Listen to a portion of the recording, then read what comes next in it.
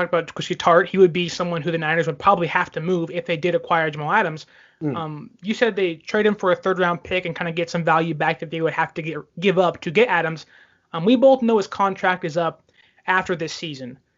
How much of an impact do you think that has on the Niners' decision-making? Do they say, we want to keep Tartt for a year, then kind of see what happens with it, and maybe they can sign him for cheaper than they would have to do Jamal Adams in 2 seasons? Or do they say, Jamal Adams for 2 years and maybe a first and a third-round pick, and that's much more worth much more than it would be to keep Tartt for the short term?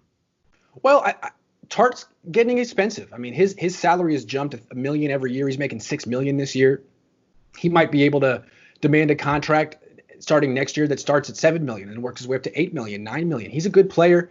He's about as good as Jimmy Ward, who's making good money. So the way the Niners can look at it is, do they want to make Jaquiski Tartt one of the 10 highest paid safeties in the league?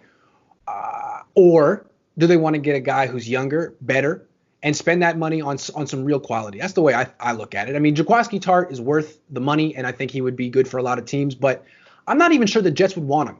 I think the Jets might be more interested in just straight draft picks from the 49ers than Tartt. I think that the Niners most likely would have to trade Tartt to a third team. Some other team that would like to have him for a third-round pick. I think that would be a fair return.